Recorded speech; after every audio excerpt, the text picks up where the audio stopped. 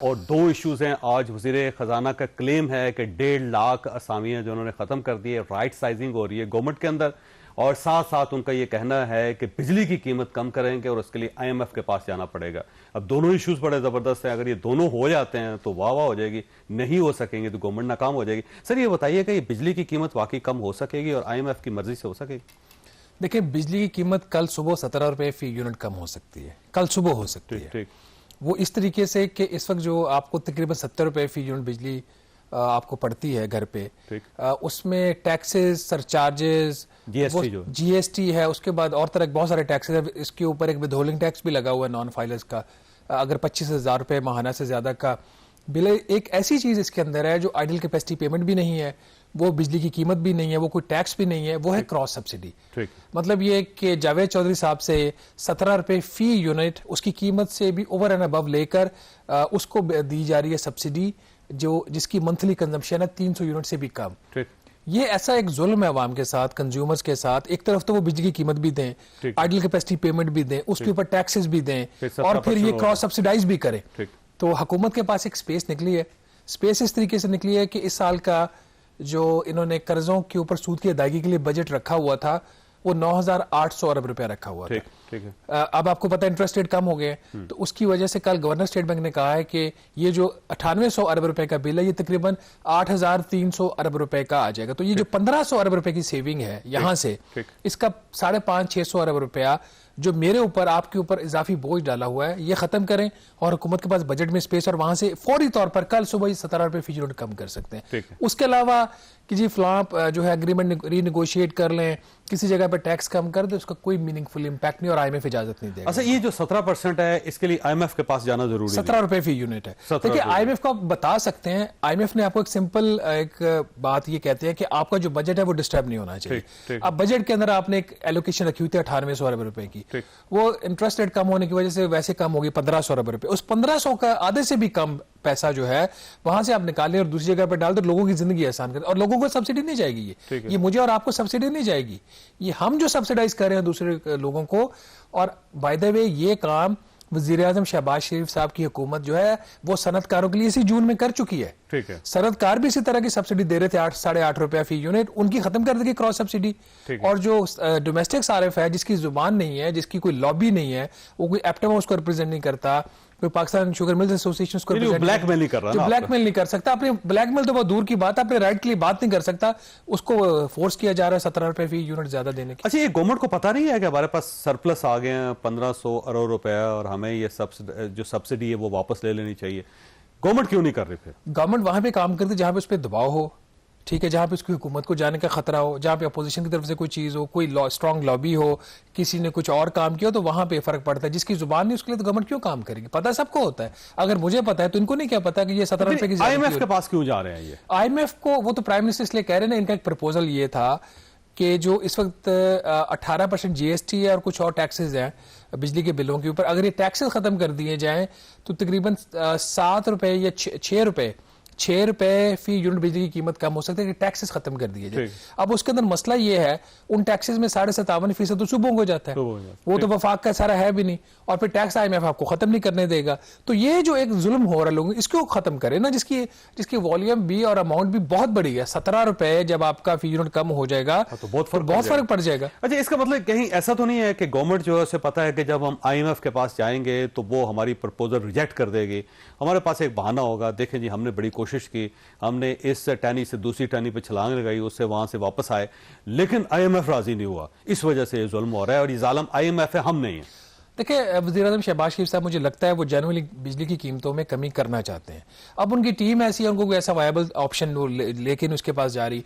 कभी अवैस लगारी साहब कहते हैं जी कि जो सर्कुलर डेट है, वो कर्जा जो हुकूमत देना है वो रिटायर कर दो, और इसका जो डेट सर्विसिंग सरचार्ज है वो तकरीबन 3.25 रुपए बनता है, वो खत्म कर दो।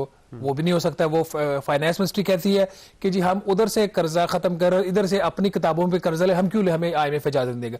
कभी सरदार अवैस लगारी साहब की वजारत कहती है जी कि टैक्सेस खत्म कर दो। कभी वो कहते हैं जी किसी के साथ ये जो IPPs नेगोशिएट कर रहे हैं उसकी 70 पैसे 80 पैसे फी यूनिट उसका कमी है। तो जो असल काम करने वाला वो तो करते नहीं है।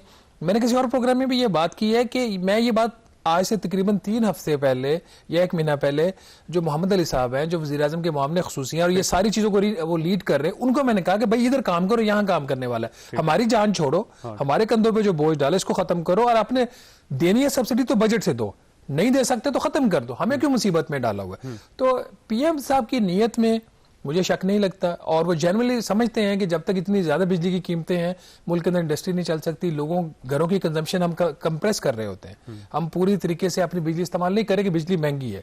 तो अगर उनको सही एडवाइस किया जाए शायद वो ये बात उनको समझ आ जाए। ठीक, अच्छा ये फरमाइए, जो राइट साइजिंग हो रही है और 1.5 लाख उन्होंने कम मुलाजमीन जो असामियाँ खाली थे अब वो खाली रहेंगी और उसके ऊपर एम्प्लॉयमेंट नहीं हो रही, तो आपका क्या ख्याल है कि वफाकी गवर्नमेंट वाकई श्रिंक हो रही है, छोटी कर रही है और राइट साइजिंग हो गई है और ये हो जाएगी 6 महीने के अंदर अंदर?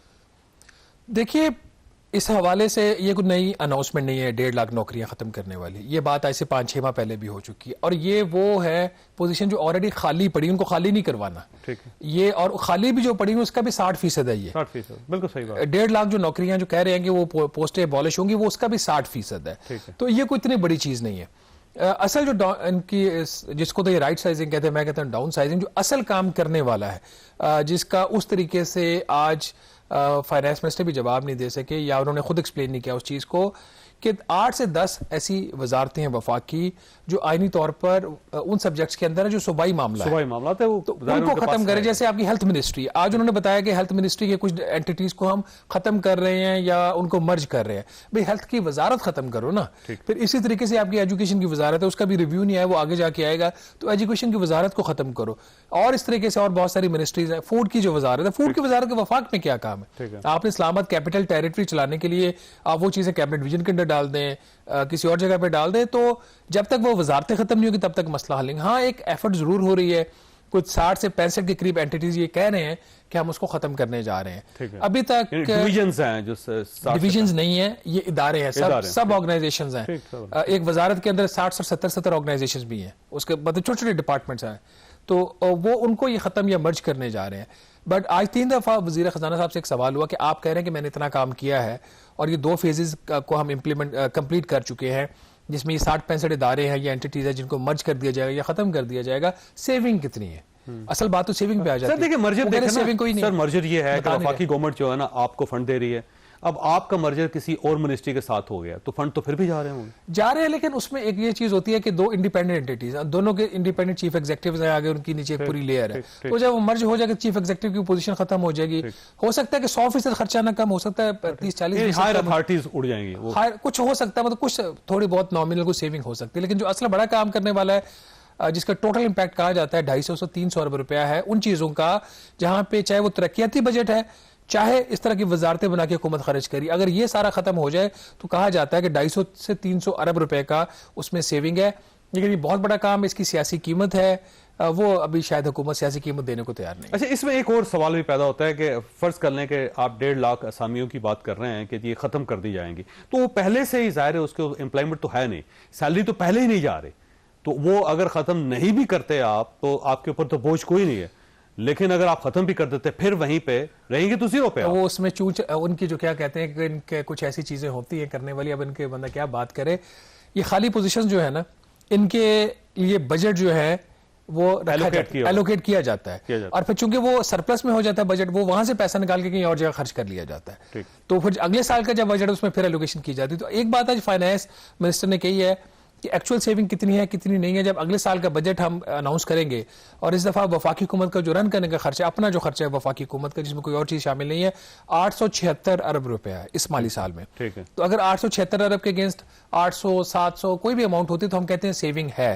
तो अगर उससे 876 अरब रुपए से भी ज्यादा अमाउंट अगले साल एलोकेट होती है, इसका मतलब फिर कोई सेविंग नहीं, फिर कोई फायदा नहीं। अच्छा, आखिरी सवाल आपसे ये फरमाइए कि एक साइड पे राइट साइजिंग कर रही है गवर्नमेंट और दूसरी साइड पे कैबिनेट में इजाफा कर रही है, काबीना बड़ी कर रही है, तो इस राइट साइजिंग का क्या फायदा होगा? देखिए, वो गवर्नमेंट की पॉलिटिकल कंपल्शंस हैं, उनको माउथ पीसेस चाहिए जो मीडिया पे जाके बात कर सके। अभी इतने ज्यादा आपको पता है कि लोग नहीं, सर वजीर होगा तो वजारत भी देनी पड़ेगी ना। नहीं, वजारत इस वक्त कुछ लोगों के पास एडिशनल चार्जेस भी है ना, जैसे हमारे जो इंडस्ट्री मिनिस्टर है ना तनवीर साहब, उनके पास फूड की वजारत है, इसी तरीके से और 2 वजारतें कुछ जगहों पर दी हुई है, तो वो हो सकता है जितनी वजारतें उतने तो वजीर आप ले सकते हैं, लेकिन अगर एफिशिएंट गवर्नमेंट चलानी है तो वजारतें भी खत्म करे, वजीर भी खत्म करे। अगर हुकूमत 5-6-7 वजीर ले आती है तो मेरा ख्याल शायद उसकी गुंजाइश बनती हो, लेकिन जहां पे इस तरह की वजारतें आपकी सैफरॉन है, स्टेट एंड फ्रंटियर रीजन्स, या कश्मीर अफेयर्स, इनकी जरूरत नहीं रही, फूड मिनिस्ट्री की जरूरत नहीं है, इन वजारतों को खत्म करे, वज़रा उनके खत्म करे, तो फिर बात समझ आती है। हाँ, किसी जगह पे जहां पे डबल डबल चार्जेस दिए हो वहां पे आप ले लें, अगर नहीं है तो खत्म करे वजारत। इसका फायदा होगा गवर्नमेंट को इस वक्त अपनी पॉलिटिकल सपोर्ट के लिए अपनी वजारतों में वजीर लाने की जरूरत है। बाकी एज सच किसी के पास अगर डुअल चार्ज भी है तो उसके काम के ऊपर फर्क नहीं पड़ा। ठीक हो गया साहब, आपका बहुत बहुत शुक्रिया। ख्वाजा साहब, आपने गुफ्तगू सुनी, फैसला आपने खुद करना है। अल्लाह ताला आप और आपके अहले खाना को हर किसी की मुसीबत से महफूज रखे। अल्लाह हाफिज।